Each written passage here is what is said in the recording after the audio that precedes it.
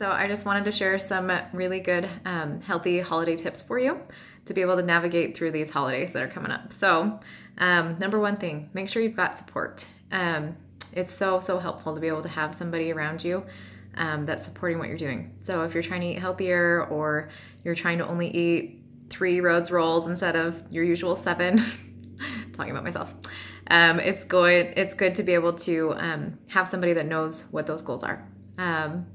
So minimize impulse decisions by choosing ahead. Really think about kind of where you're going to be, what kind of food's going to be offered, just kind of be able to navigate it in your head before you get there so that you have a plan. Maybe you know that you're for sure going to have a piece of pumpkin pie, but probably not going to have the candy yams or whatever because they're not your favorite. So just kind of have a plan, whatever that is. And so let's see. Next thing, don't try to save up room in your stomach. I used to do this every single year. I would just not eat all day long so I could have a huge make me sick meal at dinner time for Thanksgiving. So try to eat 6 small balanced meals throughout the whole day. So eat every 2 to 3 hours, eat small, eat balanced, eat healthy. And then when you get there, you're going to get full at a normal rate and you won't totally binge eat way too much food. So also don't go hungry. You can even have a small healthy snack in the car on the way there. It'll help you eat a lot less once you're there. Also avoid drinking a lot of calories. I'm sure you've heard that don't drink your calories. It can really add up really fast.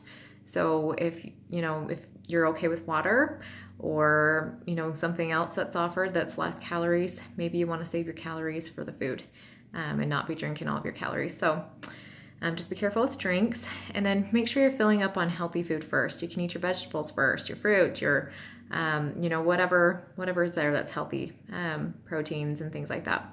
And then you can eat the other stuff after.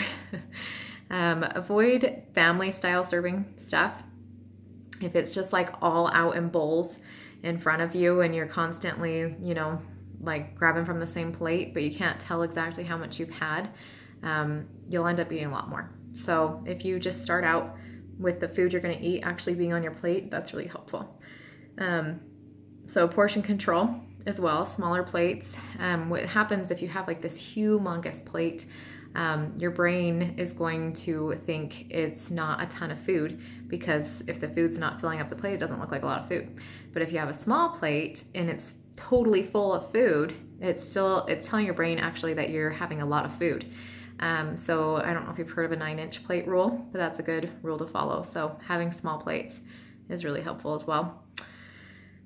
Physical activity. So it's nice after you eat Thanksgiving dinner, you could go for a walk all together instead of just sitting on the couch, or, exercising earlier in the day or whatever, just get moving.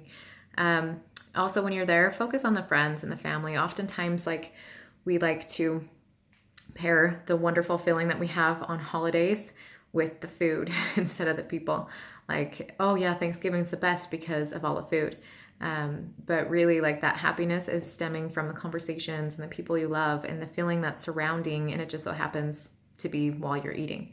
So if you can separate those two and realize, I'm actually getting this amazing warm feeling from the conversation and the people I love, it's really kind of a cool, what's the word? It's a cool realization to just realize I'm actually getting this feeling from people and the love that I feel, and not food.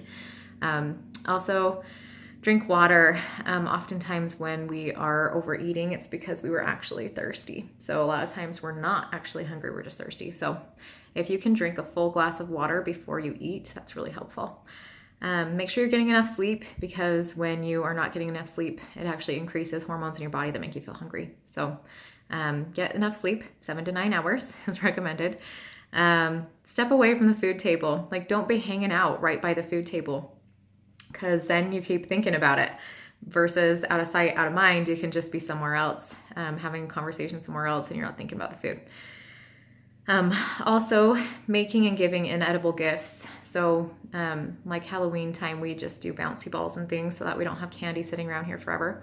But also like Christmas time coming up, like you're going to get so much crap from your neighbors of junk food and cookies and all that stuff. So instead of you also doing that, maybe start something new and offer out, there's cute ideas like wrapping papers and things that you can do that don't include food. So bake things, if you are going to bake, that aren't tempting for you. So if pumpkin chocolate chip cookies are your very favorite, you probably shouldn't cook those because then they'll be sitting around your house and you'll want to lick the batter and all that. So maybe if lemon bars aren't your thing, really, maybe you can make those for your neighbors.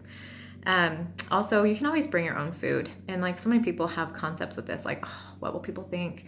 But honestly, like people aren't going to notice. They notice themselves. People think about themselves. So people aren't going to notice if you bring your own thing, or when they ask you to bring a side, offer up something healthy. Like, oh, I'll bring, a healthier version of a green bean casserole or a green salad or whatever. So you can always do that as well. And then if you do choose to eat sugar, there are some tips for eating sugar so that you don't totally go overboard and lose it. So before you start eating it, make sure to ask yourself, how am I going to feel? And I've been able to do this with deep fried food, especially. That used to be my thing. So it's been nice. I've been able to kind of, I can actually like feel it before I eat it. It's a very strange sensation. Like I'll think one time like, oh, French fries sounds so good. And then like I'll actually think about eating French fries and like I feel the same sensation as if I had actually eaten it. And it makes me feel sick because I've gotten sick off of French fries because it's a lot of oil and fat and salt and gross. So, oftentimes when I feel like that, I'll just think about it and I'll be like, oh yeah, I really don't feel like eating it. So if you can do that with sugar, you're golden. So how am I going to feel after? Is it worth it? And hey, sometimes it's worth feeling gross. Every once in a while, I feel like, yeah, I'm ready to feel gross. It's okay. Take micro bites. And so here's the cool thing is if you eat slower rather than faster, we don't eat sweets for, to get full, right? Like we eat them usually after we're full and we're eating it for flavor.